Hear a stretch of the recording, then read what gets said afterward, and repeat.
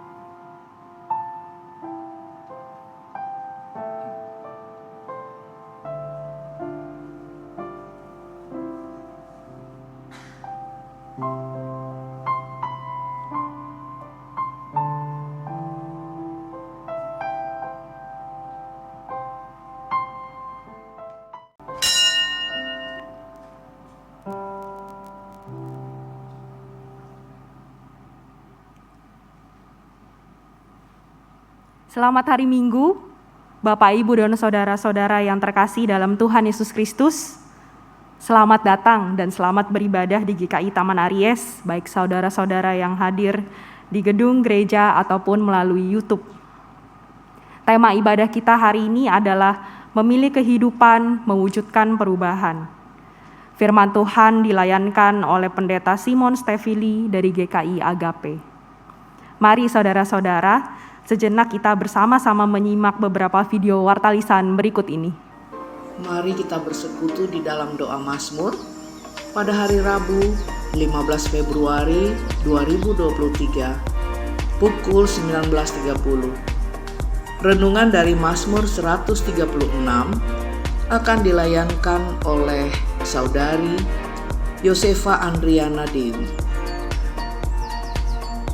Mari Bapak Ibu, Opa Oma, kita bersekutu di dalam rindu, riang dalam usia indah. Pada hari Jumat 17 Februari 2023 pukul 10 pagi dengan tema Cinta Storge, sebuah ikatan batin. Firman Tuhan akan dilayankan oleh Bapak Widianto Samuel. Sampai jumpa di Zoom atau di YouTube. Mari kita saling menguatkan di dalam sapaan doa setiap Sabtu pertama dan ketiga jam 7 pagi yang dapat diikuti secara tatap muka di gedung gereja.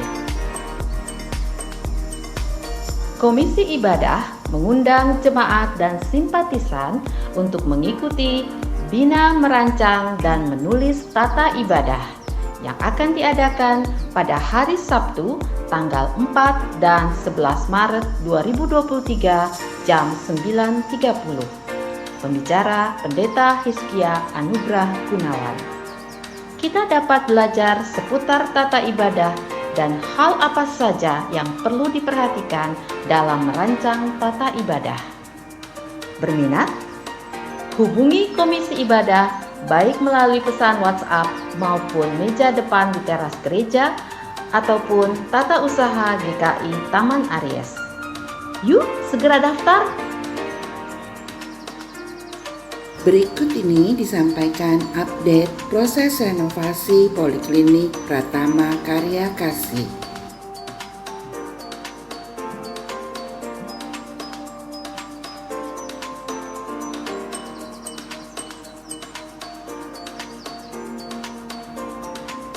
Mari kita terus doakan proses renovasi ini dan mendukung dalam persembahan kasih yang dapat kita berikan. Total penerimaan hingga hari ini sebesar Rp278.058.524. Bagi umat yang berkenan memberikan persembahan secara online, dapat menambahkan kode unik 012. Tuhan Yesus memberkati.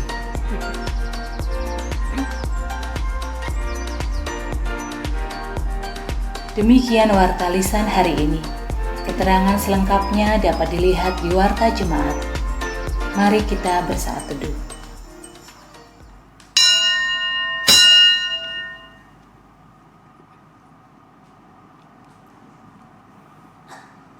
Selamat hari Minggu untuk kita semua. Seperti yang dikatakan dalam nyanyian Ziarah Daud, aku mau bersuka cita ketika dikatakan orang kepadaku, mari kita pergi ke rumah Tuhan. Sungguh bersyukur atas kemurahannya kalau hari ini kita masih dapat berkumpul bersama-sama untuk beribadah. Mari bersama-sama kita memuji Tuhan dengan riang sebab Ia adalah Allah yang besar.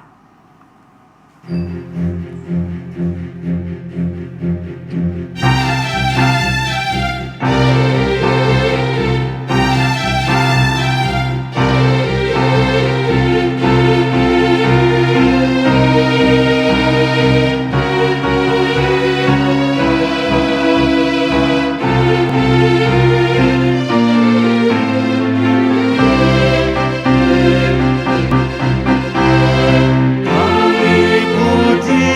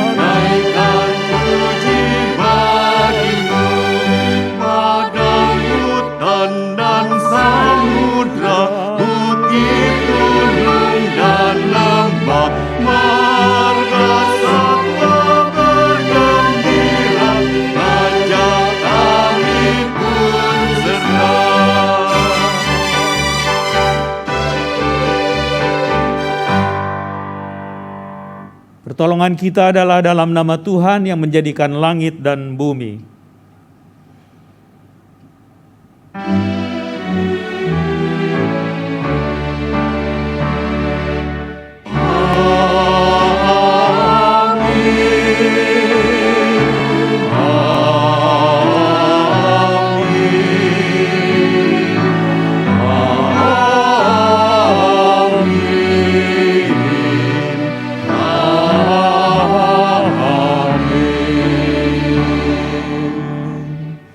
Tuhan beserta saudara. Dan beserta saudara juga. Silakan duduk.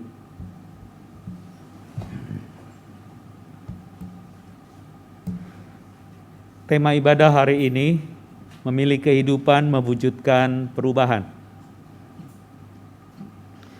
Perjalanan kehidupan manusia selalu diperhadapkan dengan berbagai pilihan dan pasti setiap pilihan akan berdampak baik bagi diri sendiri, keluarga, atau orang yang ada di sekitar kita. Sebagai bukti kasih kita kepada Allah, Sang Pemilik kehidupan ini, seharusnya lah kita memilih jalan kehidupan yang seturut dengan jalan Tuhan. Namun bagaimana dengan kehidupan kita saat ini? Sudahkah kita memilih jalan kehidupan seperti yang Tuhan inginkan? Sudahkah kehadiran kita dapat membawa sejahtera bagi sesama? Atau justru kita memilih jalan hanya untuk menyenangkan diri sendiri saja? Saya mengajak umat untuk berdoa secara pribadi. Mari kita datang kepada Tuhan.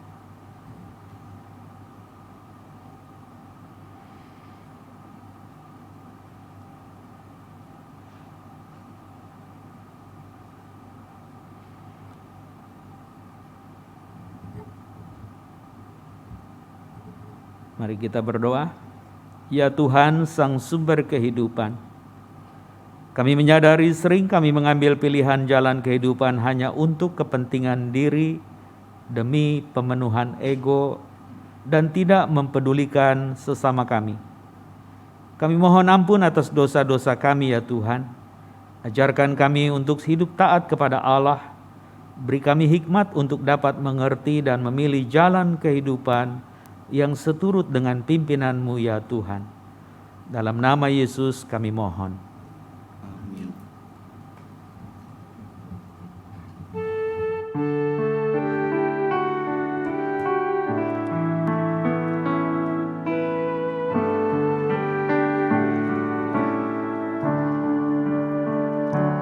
Ya Yesus, tolonglah, hapuskan dosaku, dan dari nafsu dunia lepaskan hamba-Mu.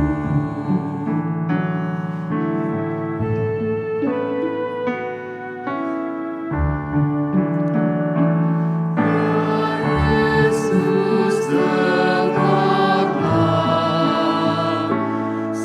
seruan hatiku, lengkapi aku yang lemah sebagai laskarmu.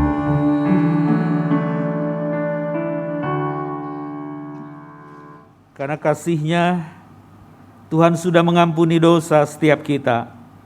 Oleh karena itu terimalah berita anugerah yang terambil dari 2 Korintus 5 ayat 17 yang berbunyi demikian. Jadi siapa yang ada dalam Kristus, ia adalah ciptaan baru. Yang lama sudah berlalu, sesungguhnya yang baru sudah datang. Di dalam Kristus engkau telah diampuni. Di dalam Kristus engkau pun telah diampuni. Damai Kristus bagimu. Damai Kristus bagimu juga.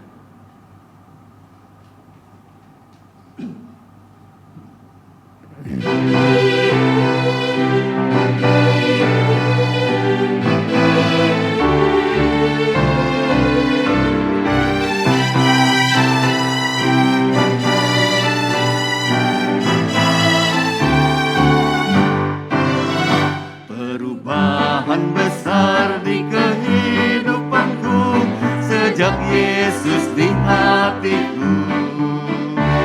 Jiwaku bersinar terang yang cerah sejak Yesus di hatiku. Sejak Yesus di hatiku. Sejak Yesus di hatiku. Jiwaku bergema bagai ombak besar sejak Yesus di hatiku. Bapak Ibu, pada bait yang kedua ini kita akan nyanyikan lagu ini sambil melakukan sedikit gerakan. Silakan lihat contohnya dengan SL di depan ini. Aku tobat kembali ke jalan benar sejak Yesus di hatiku, dan dosaku dihapus, jiwaku segar sejak Yesus di hatiku. Sejak Yesus di hatiku. Sejak Yesus di hatiku. Jiwaku bergemar bagai ombak besar sejak Yesus di hatiku. Sejak Yesus di hatiku. Sejak Yesus di hatiku. Jiwaku bergemar bagai ombak besar sejak Yesus di hatiku. Silakan duduk.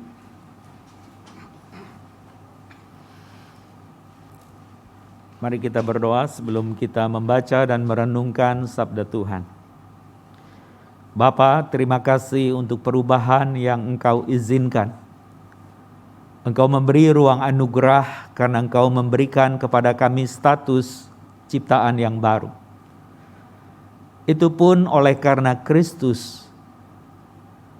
Oleh karena itu biarlah kami juga selalu ada dalam persekutuan Kristus yang adalah firman Allah. Kami ingin kembali mengutip bacaan yang menjadi bahan untuk kami memilih kehidupan dan pada gilirannya mewujudkan perubahan sebagai tanda bahwa kami ada di dalam persekutuan Allah yang hidup. Berkatilah percakapan ini dan terangilah dengan Roh-Mu yang kudus, sehingga hamba-Mu maupun umat-Mu di sini sama-sama merayakan kebaikan Tuhan, bekal dari sabda yang melengkapi kami untuk tetap menjadi garam dan terang Kristus. Kiranya Engkau berkenan menolong kami, agar hidup kami pada gilirannya menyalurkan kebahagiaan, menyalurkan sesuatu yang menyenangkan, karena Engkau sudah memulihkan kami, dan kelak kami berjumpa dengan Engkau di dalam kesukaan yang besar. Jadilah seperti yang Kau mau ya Tuhan, karena kami siap mendengar. Kami mohon hanya dalam satu nama Tuhan kami, Yesus Kristus. Amin.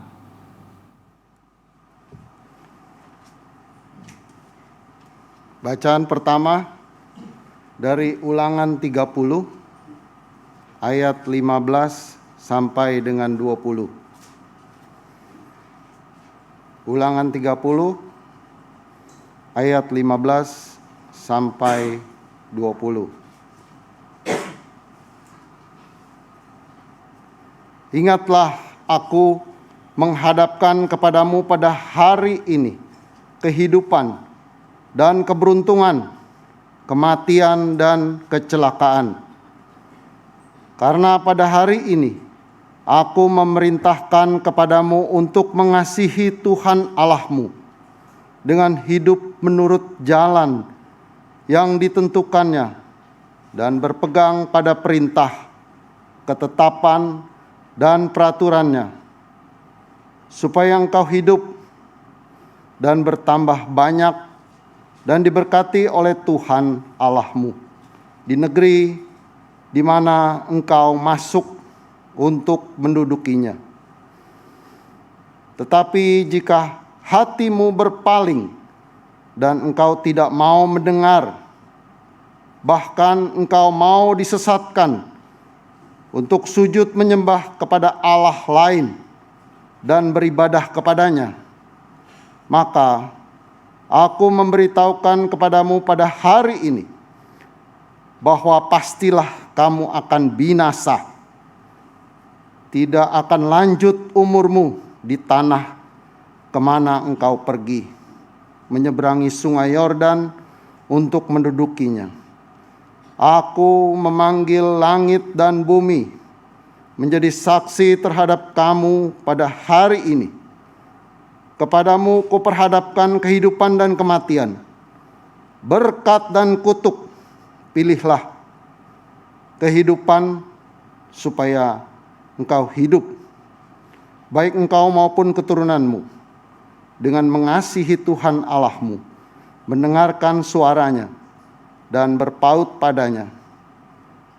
Sebab hal ini berarti hidupmu dan lanjut umurmu untuk tinggal di tanah yang dijanjikan Tuhan dengan sumpah kepada nenek moyang, yakni kepada Abraham, Ishak, dan Yakub, untuk memberikannya kepada mereka.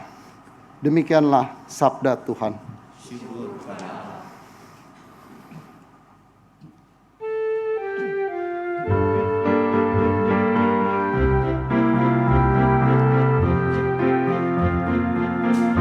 Berbahagialah orang yang tak bercela hidupnya, yang hidup menurut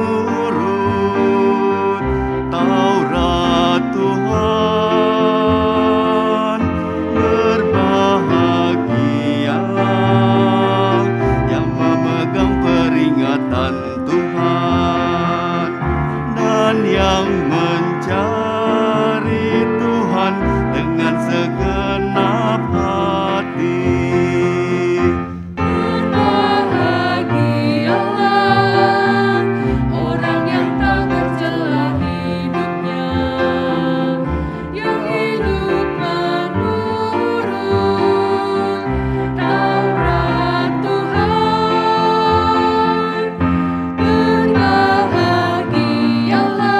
Berbahagialah yang memegang peringatan Tuhan dan yang mencari Tuhan dengan segenap hati. Yang juga tidak melakukan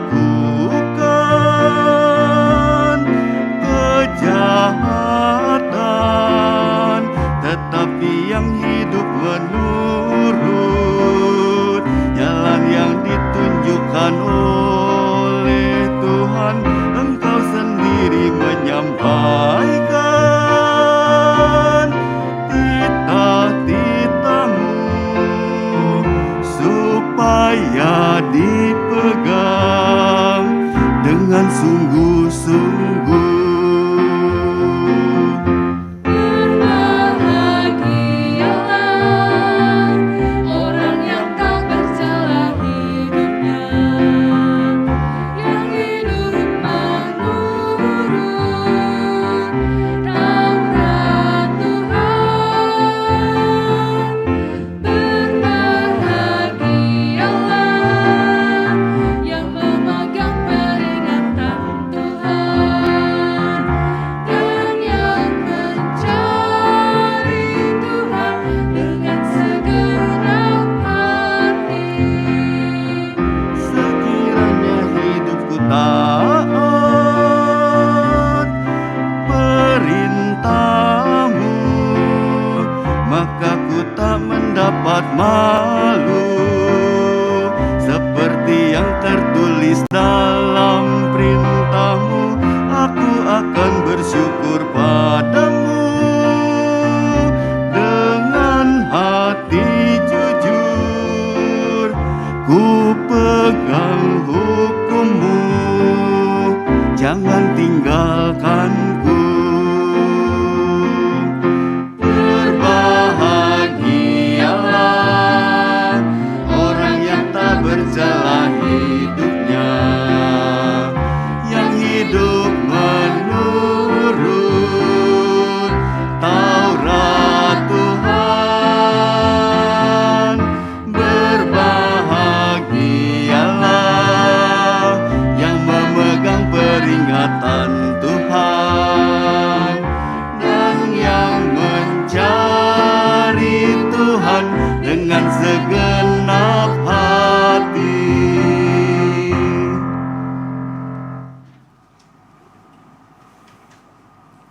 Bacaan kedua terambil dari 1 Korintus 3 ayat 1 sampai dengan 9. Dan aku, saudara-saudara, pada waktu itu tidak dapat berbicara dengan kamu seperti dengan manusia rohani, tetapi hanya dengan manusia duniawi yang belum dewasa dalam Kristus. Susulah yang kuberikan kepadamu bukanlah makanan keras, sebab kamu belum dapat menerimanya. Dan sekarang pun kamu belum dapat menerimanya, karena kamu masih manusia duniawi. Sebab jika di antara kamu ada iri hati dan perselisihan, bukankah hal itu menunjukkan bahwa kamu manusia duniawi dan bahwa kamu hidup secara manusiawi?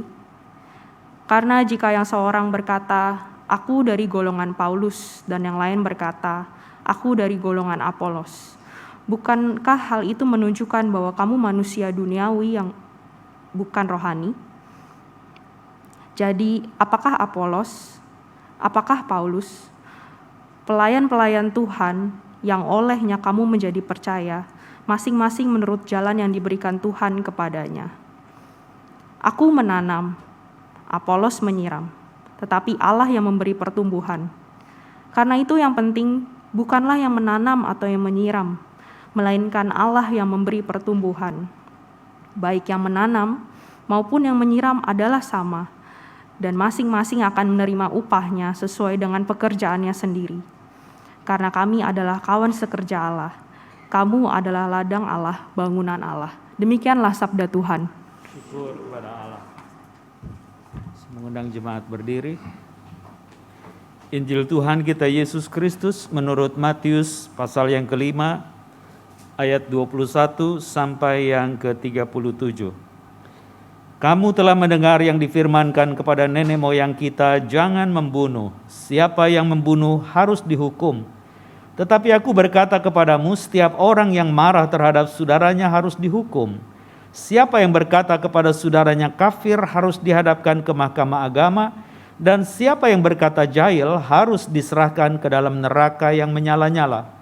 Sebab itu jika engkau mempersembahkan persembahanmu di atas mezbah dan engkau teringat akan sesuatu yang ada di dalam hati saudaramu terhadap engkau, tinggalkanlah persembahanmu di depan mezbah itu dan pergilah berdamai dahulu dengan saudaramu, lalu kembali untuk mempersembahkan persembahanmu itu. Segeralah berdamai dengan lawanmu selama engkau bersama-sama dengan dia di tengah jalan, supaya lawanmu itu jangan menyerahkan engkau kepada hakim, dan hakim itu menyerahkan engkau kepada pembantunya dan engkau dilemparkan ke dalam penjara. Aku berkata kepadamu, sesungguhnya engkau tidak akan keluar dari sana sebelum engkau membayar hutangmu sampai lunas. Kamu telah mendengar firman jangan berzina. Tetapi aku berkata kepadamu, setiap orang yang memandang perempuan serta menginginkannya sudah berzina dengan dia di dalam hatinya. Maka jika matamu yang kanan menyesatkan engkau, cungkilah dan buanglah itu, karena lebih baik bagimu jika satu dari anggota tubuhmu binasa daripada tubuhmu dengan utuh dicampakkan ke dalam neraka.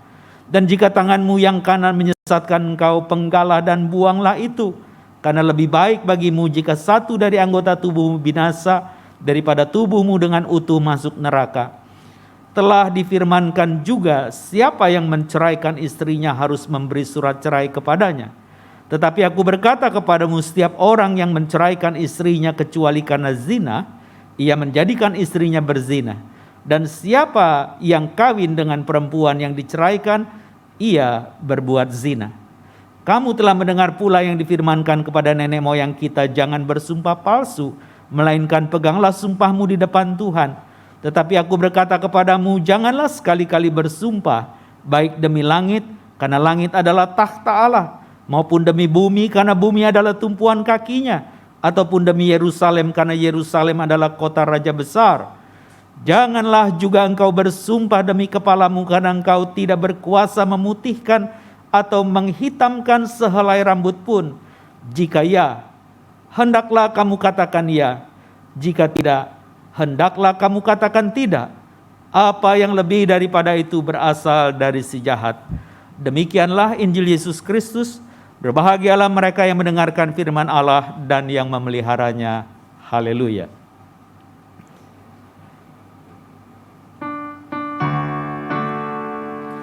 Haleluya, haleluya, haleluya.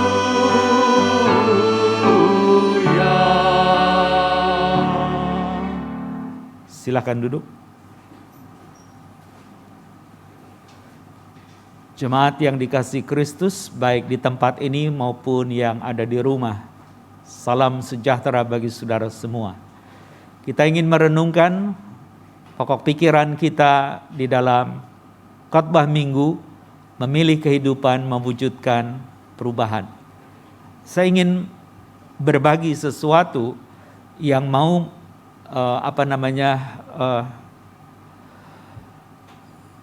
yang saya persiapkan untuk bisa ibu bapak pada akhirnya bawa pulang. Kenapa kita harus memilih kehidupan dan mewujudkan perubahan? Ada satu bagian yang saya ingin sampaikan di sini. Sengaja backgroundnya saya buat kupu-kupu karena memang itulah proses metamorfosa atau diterjemahkan dengan transformasi kehidupan sebagai tanda bahwa engkau dan saya mewujudkan perubahan karena kita memilih. Nanti kita lihat semua slide-nya itu. Tetapi saya ingin sampaikan lebih dahulu dengan satu pokok pikiran seorang tokoh yang bernama Viktor Frankl. Dia seorang psikolog, psikiater mungkin tepatnya karena dia berbasic dokter dan mempelajari ilmu jiwa. Dan dia adalah salah satu survival yang keluar dari kamp konsentrasi tentara Nazi Jerman. Pada waktu dia ditangkap berusia kira-kira 37 karena dia lahir 1905. Jadi ketika tahun 42 perang itu, dia dibawa di satu gerbong yang kira-kira ada 1.500 orang dan 90% mati di kamar gas Auschwitz. Dan dia salah satu yang hidup. Karena dia mendapatkan satu kesempatan. Jadi kalau tentara itu tunjuk tangan kirinya, semua orang itu akan dipimpin ke kamar gas. Kalau tangan kanannya, dia akan kerja paksa sampai mati. Dan dia salah satu yang ditunjuk dengan tangan kanan, bahkan ditepuk pundaknya untuk ke kanan. Nah, yang ingin saya sampaikan adalah ketika dia mengatakan satu pokok pikiran, di antara stimulus dan respon, dia bilang, ada sebuah ruang. Dan di dalam ruang itu ada kuasa untuk memilih tanggapan kita seperti apa. Dan di dalam respon itulah terletak pertumbuhan dan kebebasan kita. Frankl memberikan sebuah teori untuk membantu orang yang bermasalah menjadi tuntas. Dia menggunakan istilah logoterapi. Ada dasarnya kenapa dia menggunakan istilah itu. Ada istilah Yunani logos yang artinya firman, tetapi dia membuat satu frasa baru bahwa logos itu adalah arti.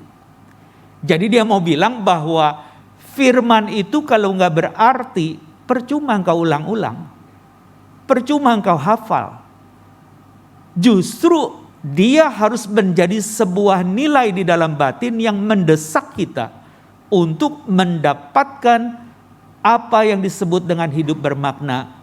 Dan itulah meterai perubahan sejati di dalam diri seseorang. Dan dia menulis pengalamannya.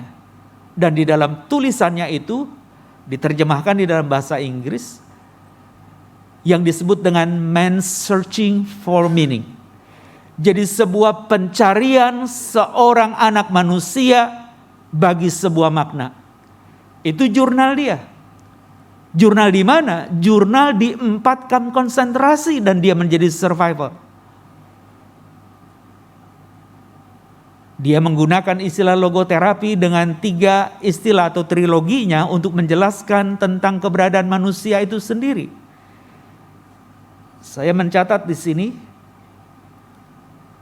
Dia mengatakan yang pertama adalah freedom of will katanya. Yang kedua adalah will to meaning. Dan yang ketiga adalah meaning of life. Maksudnya, orang yang bermakna itu punya kebebasan untuk memilih dan berkehendak. Dan kemudian kehendak itu harusnya yang mendorong dia adalah makna, bukan yang lain. Dan ketika dia didorong oleh makna, pada gilirannya dia meraih makna itu sendiri. Itu sebab Frankl mengatakan di dalam respon kita itulah terletak pertumbuhan dan kebebasan kita. Ibu bapak dan saudara sekalian, ketika dia mengatakan itu menjadi sebuah prolog saya untuk masuk di dalam bacaan-bacaan hingga kepada bacaan teks Injil ini, ada satu slide juga yang baik ini. Dikatakan bahwa garam itu yang tidak lagi asin, tidak bermakna dan tidak patut. Sama seperti kalau Anda dan saya sebagai orang Kristen terlepas dari beatitude katanya. Apa hubungannya? Karena tadi ketika kita menyanyikan Mazmur 119 bagian dari Alef ya, pertama itu karena Mazmur itu ada 22 frasa yang setiap frasanya itu diawali dengan alfabet Ibrani dari Alef sampai yang ujung Tau. 22 Alef. Nah, yang tadi kita nyanyikan itu, berbahagialah orang. Dalam hal apa berbahagia orang itu? Mengikuti Taurat Tuhan katanya. Jadi ketika engkau dan saya itu berbahagia, Anda dan saya itu akan mendapatkan satu hidup yang terus terdorong untuk menjadi berkat. Nah, beatitude itu sendiri adalah ungkapan Yesus di awal Matius 5. Berbahagialah orang yang miskin di hadapan Allah, karena dia adalah pewaris kerajaan. Lalu apa lagi? Dia mengatakan juga berbahagialah orang yang berduka, karena dia akan dihibur. Berbahagialah orang yang lemah lembut, karena dia akan mewarisi negeri, bumi. Dan berbahagialah orang yang lapar dan haus akan kebenaran, karena dia akan dipuaskan. Kata kebenaran di sana di dalam 8 ucapan bahagia Yesus yang dia bacakan di awal itu adalah kebenaran yang berkait dengan hukum. Kalau diterjemahkan di dalam bahasa Inggris menjadi righteousness. Karena ada 2 istilah di dalam frasa Yunani, kebenaran yang satu adalah truth, aletheia. Dan di situ dia menggunakan righteousness yang artinya dikaiosune, dari kata dike, hukum. Jadi ketika engkau dan saya merawat bahwa sabda Tuhan itu adalah hukum perjanjian yang mengikat kita, dan engkau merasa lapar dan haus untuk memilikinya, engkau akan dipuaskan. Itu 4 pertama dari ucapan bahagia. Lalu dia mengatakan berbahagialah orang yang murah hati, karena engkau akan mendapatkan kemurahan. Dan berbahagialah engkau yang suci hatinya, karena engkau akan melihat Allah. Berbahagialah engkau yang membawa damai, karena engkau akan disebut anak-anak Allah. Dan di dalam status Anda sebagai anak-anak Allah yang membawakan berita itu, dia katakan, kalau nanti atas nama kebenaran yang sama di kaiosune itu atau righteousness itu, engkau bukan mendapat upah yang baik, sebaliknya mendapatkan fitnah, mendapatkan ancaman, bahkan aniaya, penderitaan dan kematian, tetap berbahagia. Kenapa? Karena kita pewaris kerajaan. Itu yang barangkali boleh menjadi kesimpulan pikiran Frankl dengan logoterapi. Man searching for meaning. Apa yang dia ingin garis bawahi di sana? Bahwa kita punya kebebasan untuk juga bertumbuh mendapatkan makna. Dan dia mengatakan bahwa makna kehidupan itu sendiri bukan di dalam konteks yang semuanya serba bagus. Di dalam kondisi yang sangat tidak bagus, bahkan terancam maut pun, hidup itu bermakna. Itu poin dia. Apakah khotbah ini untuk menceritakan Frankl? Bukan. Tapi otak kita akan terbuka bahwa ini ada saksi hidup. Itu hanya kemurahan ketika punggungnya ditepuk. kanan. Berarti dia tidak ke kamar gas. Tapi Anda tahu apa yang dia lakukan di sana? Dia diinterogasi oleh tentara SS itu. Dia membawa tas-tasnya diambil dan itu adalah belahan jiwanya katanya. Karena itu karya tulisnya untuk apa yang akhirnya menjadi ide logoterapi. Diambil dan dihancurkan. Dia rasa dia akan mati di situ karena dia tidak lagi bermakna. Itu adalah buah pikirannya yang harus disampaikan kepada banyak orang. Berarti saya tidak ada gunanya lagi. Toh kalau engkau mau matikan saya pun sudah oke. Tapi karena dia mendapatkan ruang yang dia katakan stimulus respon itu, maka dia kepengen mengisi ruang itu. Dan ruang itu adalah saya memilih untuk hidup, bukan sia-sia mati. Dia tulis lagi karya itu. Anda tahu, ayah dan ibunya mati. Bahkan istrinya pun mati. Tinggal dia sendiri. Dan ketika akhirnya dibebaskan, dia menulis lagi dan dia menjadi kepala atau direktur di rumah sakit psikiater di Wina, Austria. Sampai dia meninggal. Kalau Anda dan saya berpikir tentang ide-ide itu, dia menjadi berbahagia karena dia memilih. Tapi saya katakan di dalam slide ini, kalau Anda sebagai orang Kristen yang Yesus katakan engkau adalah garam dunia. Bukan dengan ucapan bahagia itu, beatitude itu sebenarnya beatitude itu mungkin akronim dari beatitude. Jadi berperilakulah seperti itu engkau akan berbahagia. Kalau perilaku itu tidak ada bahagia. Jadi sekarang kita menangkap bahwa khotbah di bukit itu menggarisbawahi berbahagia itu bukan karena punya harta. Berbahagia bukan punya rumah besar. Berbahagia bukan punya profesi yang menguntungkan. Tapi berbahagia karena saudara dan saya punya perilaku yang seturut dengan kehendak Tuhan. Kenapa dia mengatakan garam dunia? Karena engkau dan saya harus memberi cita rasa. Bisa mengawetkan kehidupan. Bisa menawar racun kehidupan. Dan dia katakan kalau garam itu tidak lagi asin, tidak berguna. Dia katakan pointless dan worthless. Tidak ada maknanya. Tidak patut. Dia akan diinjak orang, kata Yesus. Jadi kalau engkau berperilaku seperti 8 bahagia itu, yang tadi saya sebut dengan miskin dan di ujung dengan dianiaya karena firman itu, maka engkau dan saya akan mendapatkan kebahagiaan.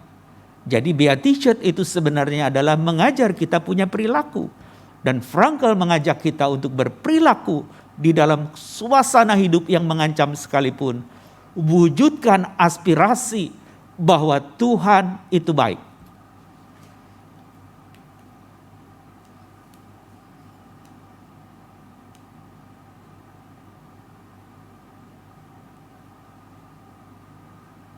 Kita masuk di dalam bacaan pertama Ulangan yang ke-30. Apa yang dikatakan di dalam Ulangan ke-30 itu? Sebelum dituliskan di ayat yang ke-15-20, ayat 14 itu dikutip oleh Paulus di Roma 10. Tentang firman iman yang bukan di langit, jauh di sana, tapi di hati. Sehingga dia mengatakan dengan mulutmu, dengan hatimu. Dengan mulut apa? Mengaku. Dengan hati itu apa? Percaya. Cuma dia tambahkan. Dengan mulut mengaku Yesus itu Kristus Tuhan.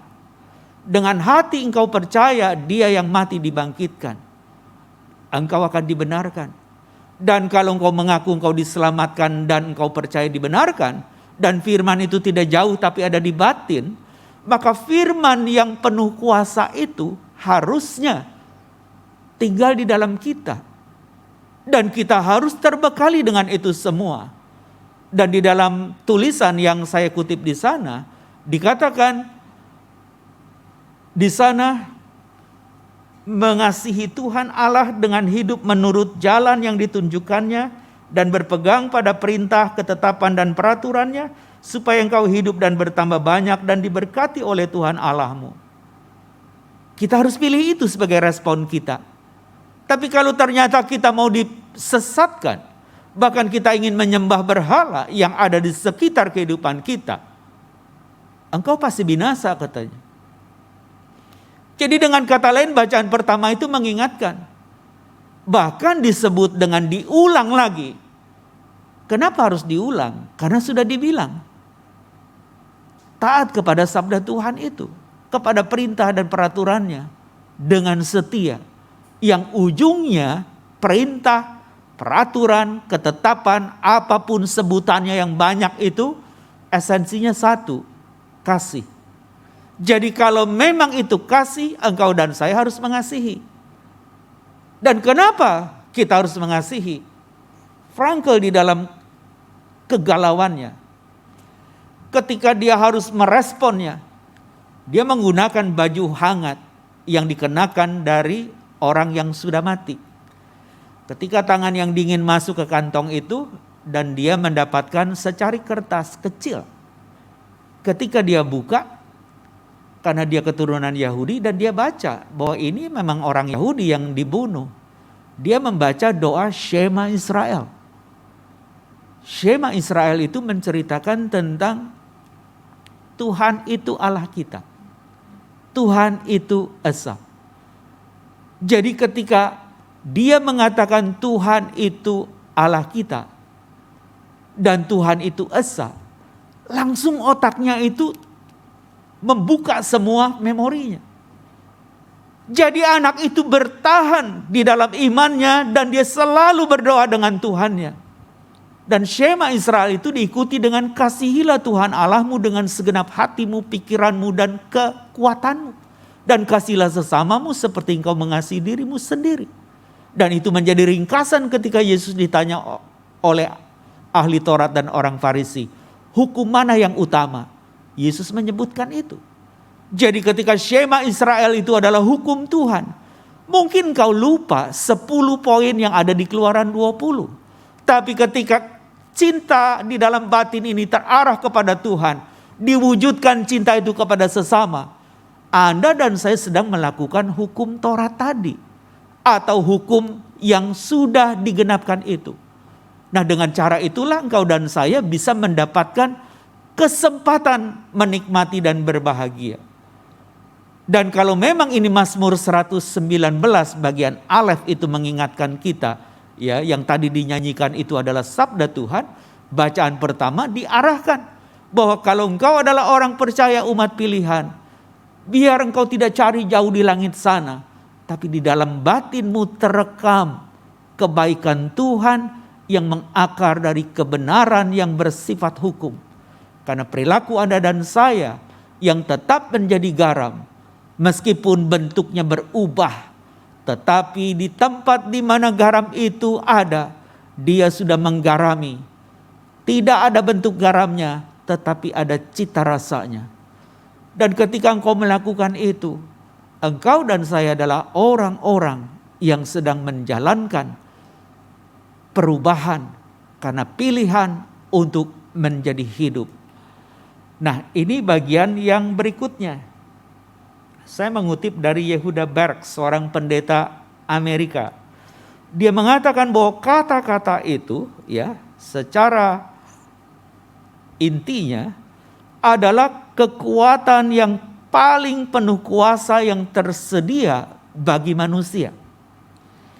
Dan kita dapat memilih untuk menggunakan kekuatan itu untuk membangun dengan kata-kata penyemangat. Tapi juga dengan kata-kata yang sama kita bisa gunakan. Kekuatan itu maksudnya kita gunakan untuk merusak dengan kata-kata yang penuh putus asa. Nah ketika Berg itu mengatakan Anda dan saya mengalami seperti Frankl di dalam kesedihan, dia memilih dengan kata-kata penyemangat Shema Israel, artinya dengarlah hai Israel, Tuhan Allahmu adalah Esa. Jadi kalau memang dia adalah Allah kita yang Esa, berarti tidak ada tandingannya. Lalu ngapain kalau sudah tahu? Kerjakan hukumnya.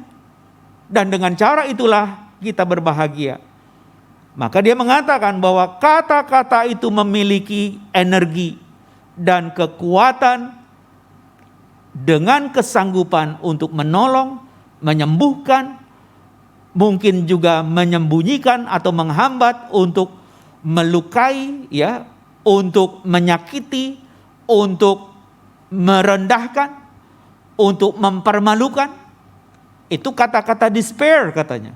Tapi kalau Anda penyemangat, Anda akan mengatakan, jangan takut. Dia yang berjanji adalah Allah yang setia. Cukup. Dan kalau engkau dan saya hari ini juga boleh ada di sini, kita bersyukur. Saya sudah diwanti-wanti, Pak, jangan sampai telat ya. Jam 7 udah harus ada di sini. Nggak taunya gerbang ditutup. Untung saya udah tahu kemari, oh iya pakai gerbang yang lain. Kalau enggak kan saya nungguin ya di gerbang kayak orang bego. Dan akhirnya lewat juga jam 7 kan. Tapi saya bisa lewat, dari mana? Karena kita tahu, oh harus lewat sini supaya kita selamat. Tapi ketika saya juga mendapatkan bagian penyemangat, saya pasti bisa. Jadi tadi saya keluar jam 6 lewat 7 menit kali. Dan sampai di sini 6.37. Oh Bapak ngebut? Enggak. Saya masuk dari Arta Gading, masuk tol, keluar di Kebon Jeruk tol juga. 30 menit. Ngebut. Ya 80 kilo lah per jam.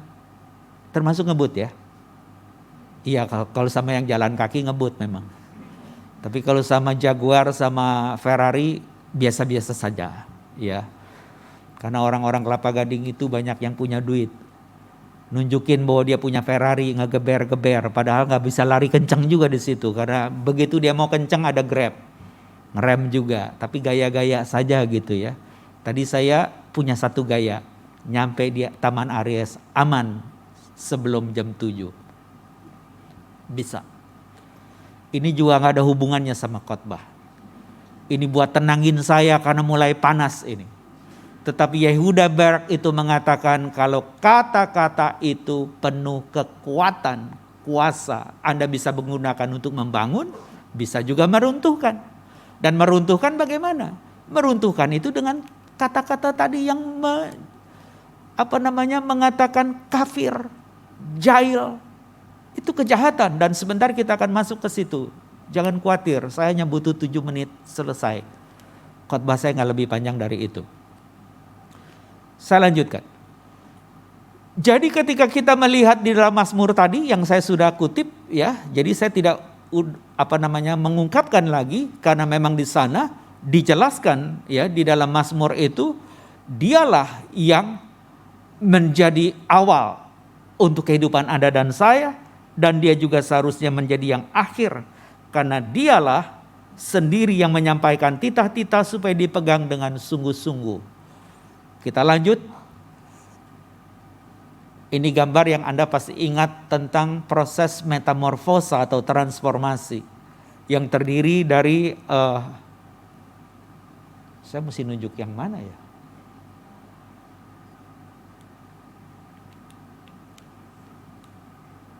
Nggak kelihatan ya, saya mau nunjuk yang mana, nggak bisa nyampe ya. Tetapi Anda lihat di situ ada kupu-kupu dewasa yang bertelur, kemudian dia menetas menjadi ulat, lalu kemudian menjadi pupa atau kepompong, dan akhirnya menjadi kupu-kupu muda dan menjadi kupu-kupu dewasa.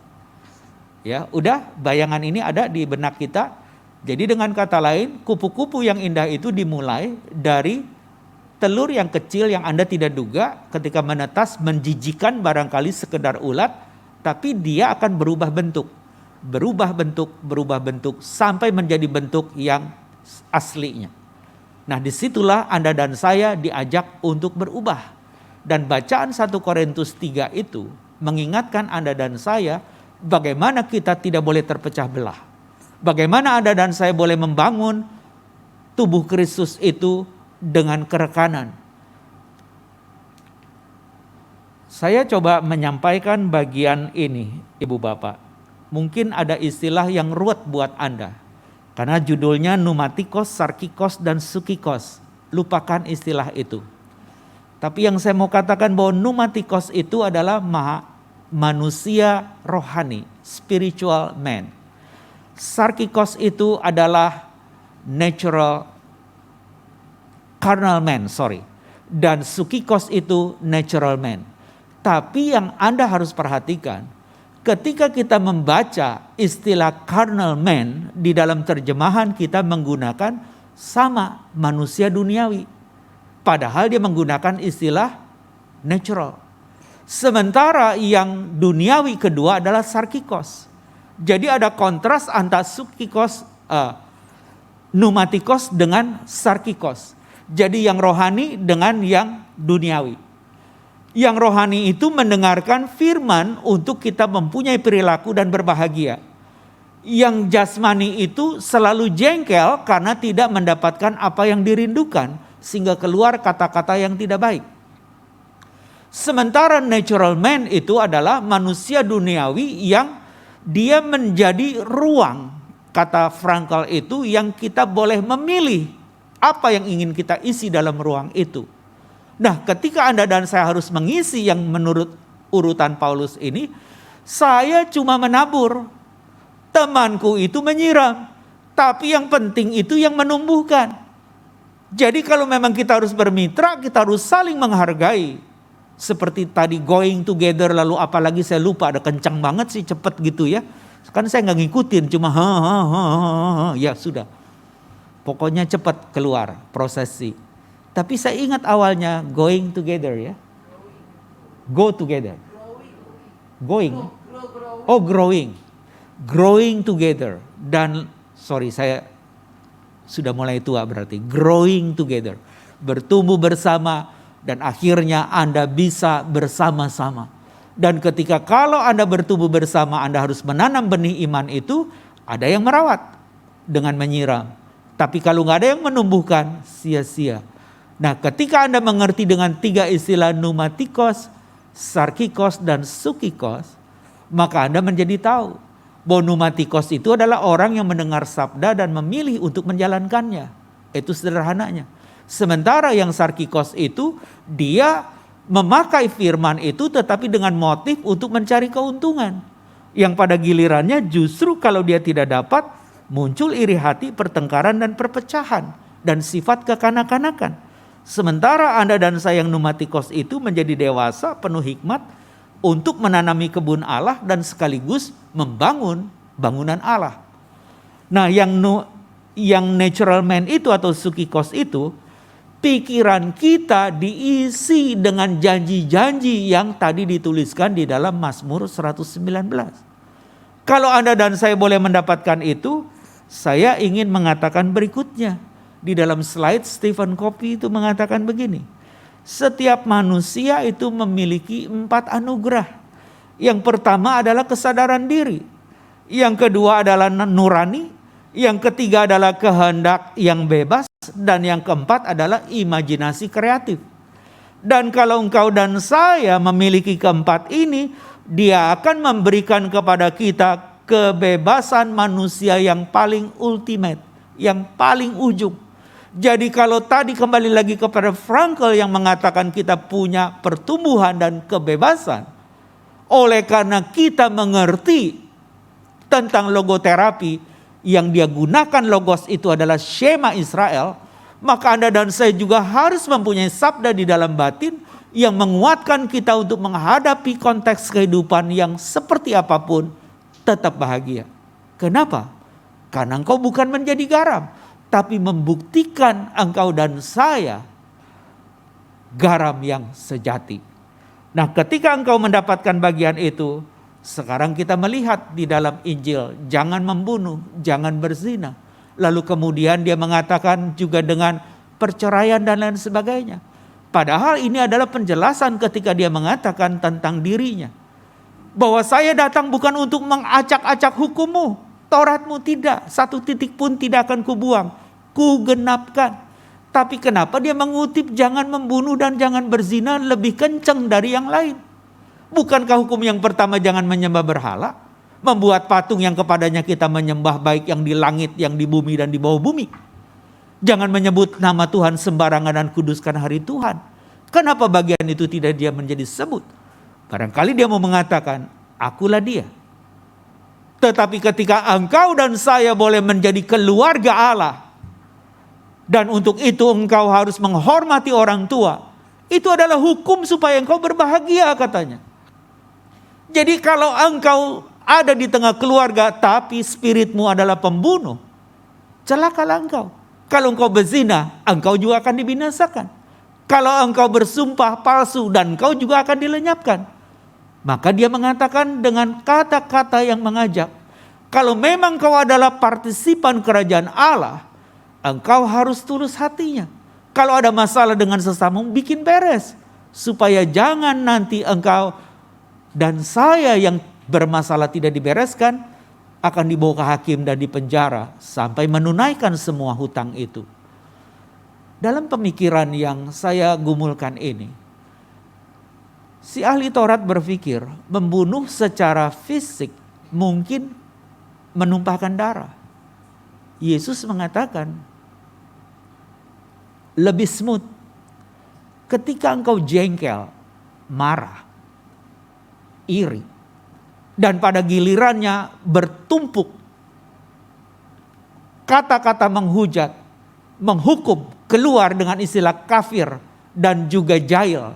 Itu adalah kisah yang mengatakan kafir itu adalah otaknya kosong. Jahil itu lebih kepada tolol. Dan dua kata itu sebenarnya menghina kemanusiaan kita. Pada gilirannya akan berkelahi dan berujung maut. Jadi Yesus mengatakan untuk meredam, jangan sampai terjadi pembunuhan. Tapi orang Yahudi yang disebut dengan ahli Taurat, orang Farisi, menjaga, kan saya nggak bunuh, tapi bacotnya ini jelek. Orang terluka dengan kata-katanya. Dan mungkin itu juga yang sering didengar. Orang itu sebenarnya baik hatinya, tapi mulutnya nggak enak didengar. Jadi maunya apa? Tapi kalau Anda dan saya hari ini barangkali merenung lagi apa yang Yesus mau katakan, Anda harus waspada, karena pada gilirannya hanya soal waktu engkau akan membunuh juga. Soal berzina, mungkin dia tidak ke lokalisasi, tapi dia mulai melihat gambar-gambar yang mendatangkan hasrat. Soal waktu, nanti engkau akan berzina. Dan akhirnya engkau juga harus mati. Lalu kenapa dia juga mengatakan tentang perceraian? Karena ini adalah hubungan suami istri yang akan menjadi keluarga. Dia bunyikan di situ.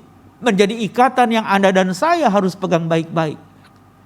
Kalau sampai karena zina ada surat cerai, kan sebenarnya kalau kita pakai logika, Anda tahu kan orang yang berzina itu gak akan selamat ibu bapak. Dilempar batu sampai mati pada era itu. Jadi dengan kata lain ketika orang berzina dia udah mati. Ketika harus ada surat cerai dan orang menikahi orang itu di dalam era itu, dia berzina. Serem dong ya? Iya, maka Yesus menjawab di Matius 19 soal perceraian. Jadi nggak gampang dong ya? Iya. Kalau engkau bisa punya keluarga itu rencana Allah. Rawat baik-baik. Karena ada orang yang memang diperbuat seperti itu supaya dia tidak bisa menjadi kepala keluarga. Yaitu orang Kasim, karena diamputasi bagian dari kelaminnya. Supaya dia boleh kokoh menjaga selir-selir raja dan dia tidak bisa menidurinya. Juga ada yang dengan sengaja tidak melakukan itu sehingga dia tidak menikah karena pilihan. Bukan karena itu. Dan juga karena ada hal-hal lain. Bawaan karena kelaminnya tidak berkembang. Kalau Anda bisa hari ini, jaga baik-baik. Dan kemudian ketika dia mengatakan soal sumpah itu, jangan pakai yang lain, pokoknya di dalam kata-katamu yang menyebut ya adalah ya, tidak adalah tidak. Itu tanda kita punya integritas, bahwa saya kepengen menjadi bahagia karena menjadi contoh teladan bagaimana engkau dan saya ketika menjadi ciptaan baru. Tadi di dalam bagian sebelumnya ini, ya, yang 1 Korintus 3, ada kata di depan itu tentang kainos dan neos. Kainos itu adalah baru yang belum sampai di ujung. Neos itu baru yang baru saja terjadi, yang akan ke depan. Jadi kainos itu merujuk ke belakang, neos itu menuju ke depan. Nah, ketika Anda dan saya harus menjadi ciptaan baru, Dia mengatakan dengan istilah manusia baru, kainos anthropos, yang selalu harus memperbaharui dengan istilah Yunani ananeo. Anda juga nggak usah ingat-ingat, tapi gampangnya begini. Kalau Anda tadi lihat metamorfosa itu, ketika menetas itu telur, dia menjadi baru, kainos itu ulat. Dia akan menggunakan jubahnya ulat. Ketika dia mulai mengeras menjadi kepompong, dalamnya sudah berubah lagi dan wadahnya berubah lagi. Nah, neos itu seperti yang tampil di luar dan kainos yang ada di dalam kalau kita mau menyederhanakan. Dan pada gilirannya ketika engkau sudah mengalami pembaruan yang utuh, engkau menjadi kupu-kupu. Ketika engkau dan saya pada akhirnya boleh menjadi orang yang memilih kehidupan dan mewujudkan perubahan, engkau dan saya tetap menjadi garam. Itu butirnya. Jadi saya mungkin mempercepat saja. Jadi ketika dia mengatakan jangan membunuh, dia bilang ketika engkau marah, engkau disamakan dengan membunuh. Ketika engkau tidak berzina tetapi engkau menginginkan perempuan, engkau sudah berzina. Ketika engkau harus memberikan surat cerai, itu tanda engkau harus hidup seperti yang engkau sudah putuskan. Supaya jangan pasangan lain menjadi pezina-pezina. Ini hal yang tidak mudah. Itu kesimpulan khotbah saya. Ketika engkau memilih dan mewujudkan perubahan, kita adalah garam karena cinta Tuhan. Wujudkanlah peran fungsi hidup kita sebagai tanda perubahan. Dan kau boleh berbahagia. Karena engkau merawat perilaku yang baik. Untuk tetap miskin, tidak terikat oleh apapun yang merusak batin. Tapi kita boleh menjadi anak-anak Allah yang mengkabarkan kabar sukacita yang mendatangkan damai. Meskipun teraniaya dan akhirnya kita mati, itu mati yang penuh kehormatan dan kemuliaan. Karena status baru kita pewaris kerajaan Allah. Amin.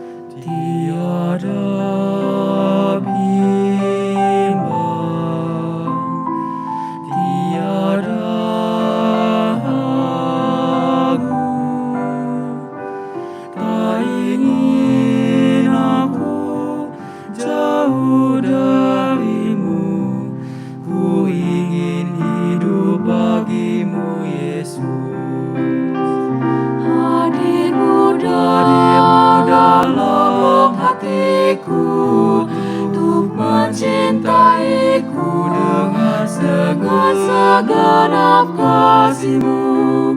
Ku bahagia selalu bersama-Mu Yesus, karena aku Kau cinta. Ku bahagia selalu bersama-Mu Yesus, karena aku Kau cinta.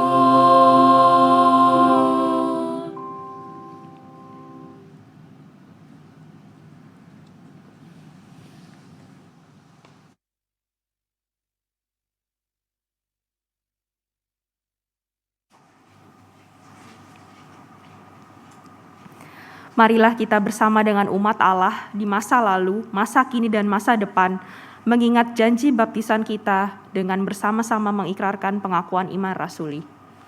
Aku percaya pada Allah, Bapa yang Maha Kuasa, Khalik langit dan bumi, dan kepada Yesus Kristus, Anak yang tunggal Tuhan kita, yang dikandung dari Roh Kudus, lahir dari darah Maria, yang menderita sengsara di bawah pemerintahan Pontius Pilatus, disalibkan, mati dan dikuburkan, turun ke dalam kerajaan maut.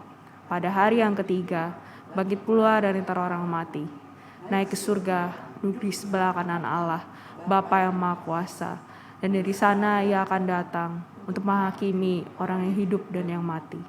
Aku percaya pada Roh Kudus, gereja yang kudus dan am, persekutuan orang kudus, pengampunan dosa, kebangkitan orang mati, dan hidup yang kekal. Amin.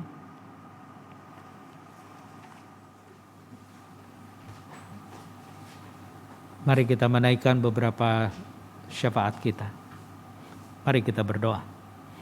Terima kasih untuk menyingkapkan diri kami, mengapa kami memilih kehidupan, dan mewujudkan perubahan yang menjadi rencana kekal-Mu melalui firman yang penuh kuasa, energi yang mengubah kehidupan. Terima kasih Bapa, sehingga kami boleh menjadi manusia rohani yang tidak lagi terpecah belah, karena kami adalah anak-anak yang membangun kerajaan, bagaikan rumah besar yang masing-masing harus memperhatikan dirinya untuk bisa menjadi bagian-bagian ruang yang penuh anugerah pada gilirannya terbentuk melalui karya-karya perubahan dalam diri kami. Tuhan yang baik, kiranya Engkau menolong supaya kami tetap setia menjalankan kehidupan. Kiranya Engkau berkenan menyertai majelis jemaat, menyertai jemaat sendiri dalam pergumulan, baik dalam pekerjaan, di dalam pendidikan anak-anak, merawat hubungan sebagai suami istri, keluarga. Biarlah mereka juga boleh menjadi anak-anak-Mu yang menggarami, berubah bentuk dan tidak lagi membanggakan, tapi membahagiakan, oleh karena bentuk yang tidak lagi ada, yang sering membuat kami tidak lagi merasa harus bahagia. Justru di sanalah ketika orang-orang merasakan sebuah makna melalui kehadiran kami. Pada gilirannya kami berperilaku yang seturut dengan rencana-Mu, dan kebahagiaan itu muncul dengan sendirinya. Karena sesungguhnya kami adalah milik-Mu yang Engkau sudah tebus, menjadi ciptaan yang baru di dalam Kristus. Biarlah hidup yang penuh pergumulan ini kami syukuri, seperti Viktor Emil Frankl yang mendapatkan kemenangan dan mencatatkannya melalui terapi logos yang dia dapatkan ketika dia boleh bertahan di dalam kehidupan yang berat, karena dia mendengar tentang doa Shema Israel, bahwa Tuhan adalah Allah yang esa. Biarlah kami tidak ada Allah lain dalam hidup ini, dan selalu memuliakan Engkau selama-lamanya. Kami mau berdoa untuk saudara-saudara kami yang sakit, dan juga dalam pemulihan dan perawatan dan juga lanjut usia. Kiranya Engkau berkenan menolong Bapak Ari George Watimuri. Tuhan kiranya berkenan menolong Bapak Cipto Setianto. Begitu juga dengan Ibu Lita Syahli. Biarlah Engkau bimbing mereka, sehingga mereka yang lemah dikuatkan, yang sakit diberikan kesembuhan, dan yang tidak berdaya diberikan pengharapan. Kiranya Engkau berkenan menyertai saudara-saudara kami ini ya Allah. Kami berdoa juga untuk penanganan virus COVID-19 yang hari ini sudah berubah status, tidak lagi menjadi pandemi, tapi endemi, bahwa batuk, pilek dan lain sebagainya yang dulu ditakuti, sekarang sudah ada obat oleh karena vaksin yang sudah juga berlangsung kepada banyak generasi-generasi di negeri kami. Tolong juga Tuhan untuk booster kedua yang diarahkan kepada anak-anak muda boleh berjalan dengan baik, dan setiap warga negara Indonesia juga boleh mendapatkan imunisasi untuk melawan virus COVID yang menakutkan itu. Kiranya Kau berkenan menolong Menteri Kesehatan kami, BNPB dengan gugus tugas COVID, dokter dan nakes, supaya Kau berikan mereka juga sukacita, boleh menuntaskan semua ini, melulu hanya untuk kembali menyimpulkan Tuhan itu baik. Kiranya Kau berkenan menyertai pemimpin-pemimpin kami di pemerintahan, di legislatif yang membuat perundangan, dan juga di Mahkamah Agung yang terdiri dari kepolisian, jaksa, dan hakim, yang boleh menuntaskan segala permasalahan dari para pelanggar peraturan, supaya mereka juga bertindak adil, dan negeri ini boleh damai, sejahtera, dan sentosa. Kiranya Engkau berkenan menolong kami ya Allah. Kami juga berdoa untuk gereja, untuk menjadi agen pemulihan di tengah dunia. Sertai GKI Taman Aries, khususnya juga di dalam revitalisasi klinik Pratama mereka, karena menjadi bagian daripada pemanjang tanganan Departemen Kesehatan untuk menolong masyarakat. Maka mereka menuntut untuk ada standarisasi yang kami harus merubah, dan konsekuensinya ada dana yang harus keluar. Cukupkanlah ya Tuhan, karena apa yang kami kumpulkan, Kau tidak salah, baru sekitaran 25% sampai 30% dari total biaya untuk revitalisasi klinik kami. Kiranya Engkau sertai ya Allah, supaya semua ini boleh mendatangkan kebaikan bagi masyarakat sekitar.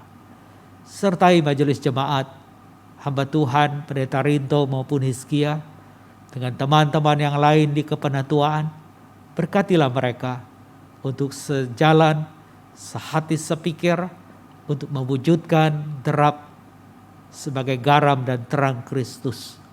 Kiranya Engkau berkenan mendengar syafaat kami yang jauh dari sempurna ini, karena kami hanya panjatkan di dalam satu nama Tuhan kami Yesus yang sudah mengajarkan kami berdoa demikian. Bapa kami yang di sorga, dikuduskanlah namamu, datanglah kerajaan-Mu, jadilah kehendak-Mu di bumi seperti di sorga. Berikanlah kami pada hari ini makanan kami yang secukupnya, dan ampunilah kami akan kesalahan kami, seperti kami juga mengampuni orang yang bersalah kepada kami. Dan janganlah membawa kami ke dalam pencobaan, tetapi lepaskanlah kami daripada yang jahat, karena Engkaulah yang punya kerajaan dan kuasa dan kemuliaan sampai selama-lamanya. Amin.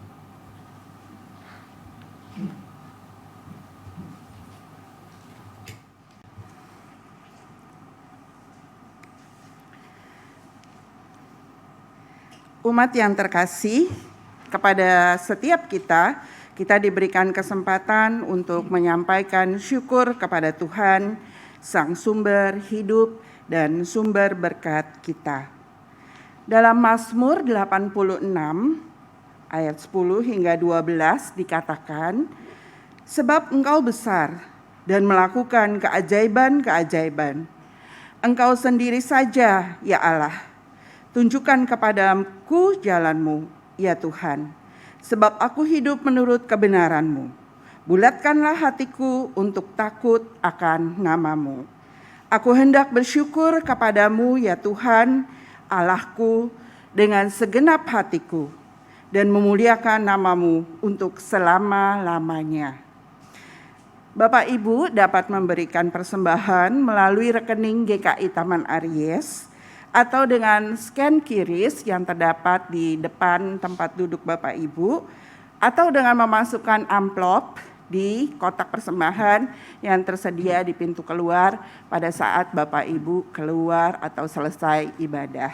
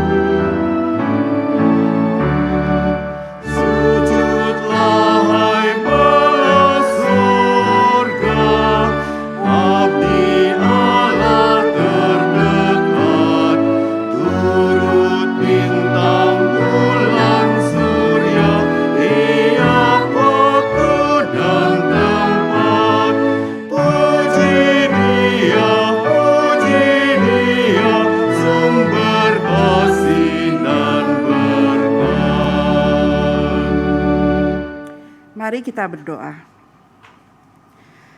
Ya Tuhan, kami datang kepadamu, ingin memberikan syukur kami. Terimalah ya Tuhan, kiranya persembahan ini dapat menjadi persembahan yang harum, yang berkenan kepada Allah, dan dapat menjadi saluran berkat untuk mewujudkan kasih dan perubahan yang baik, untuk membawa sejahtera bagi kami semua, sesama umat manusia. Di dalam nama Tuhan Yesus Kristus, kami berdoa dan bersyukur. Amin.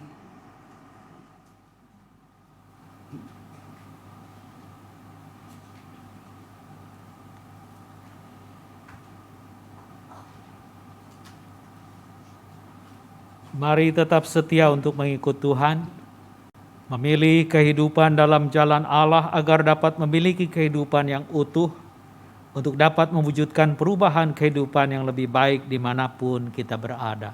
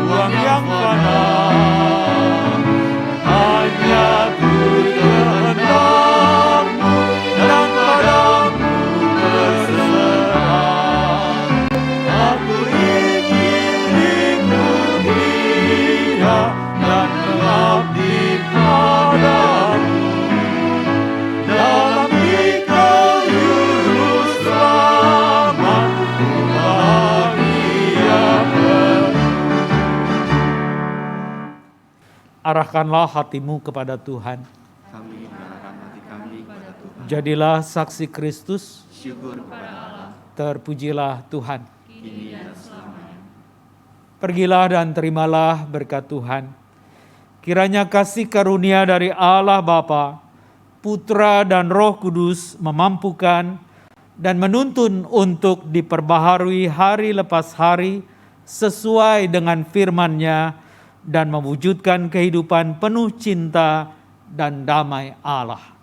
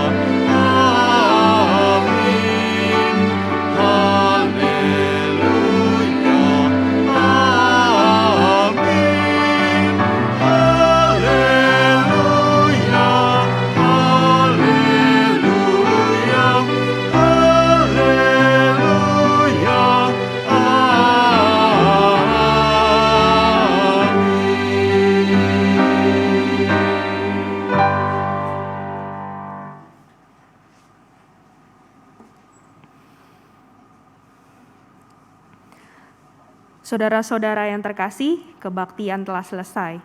Mari kita menerapkan firman Tuhan yang telah kita terima hari ini di dalam kehidupan kita masing-masing dan tetap percaya bahwa Tuhan menyertai kita. Tuhan kiranya menuntun kita untuk dapat memilih kehidupan yang dapat mewujudkan perubahan, untuk memiliki hidup yang penuh makna dan dapat menjadi berkat bagi sesama. Terima kasih telah beribadah bersama. Selamat hari Minggu, Tuhan Yesus memberkati.